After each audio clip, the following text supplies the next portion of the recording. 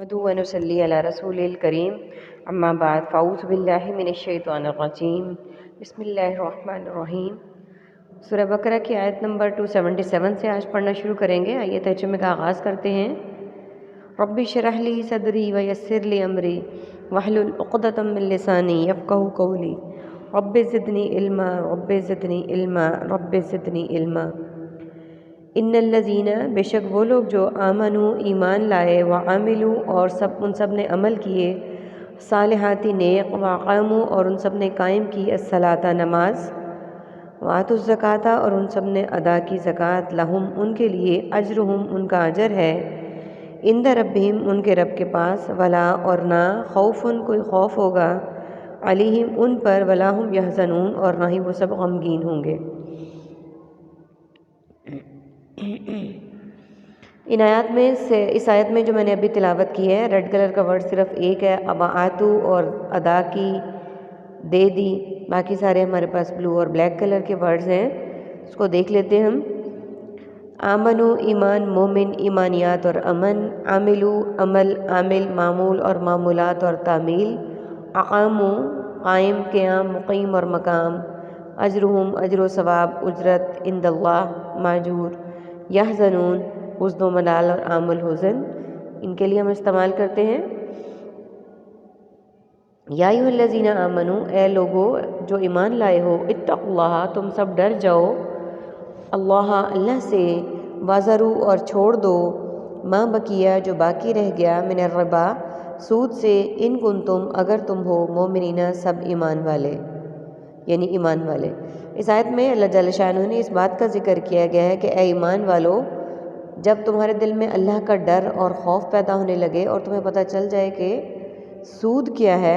तो जो तुम लोगों से वसूल कर चुके हो तो कर चुके, बाकी को छोड़ दो यानी जो बाकी रह गया उसे माफ़ कर दो, सदका कर दो,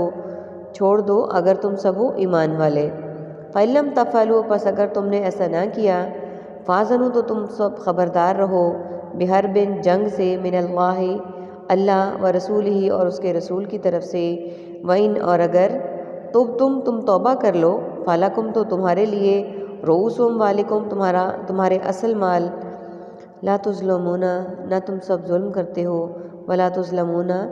और ना तुम सब पर जुल्म किया जाएगा। इस आयत में ये कहा गया है, पहले हम इसके मीनिंग्स को देख लेते हैं। जो आयत मैंने पहले तिलावत की है उसमें दो वर्ड्स हैं हमारे पास रेड कलर के, वज़रू और छोड़ दो रिबा सूद को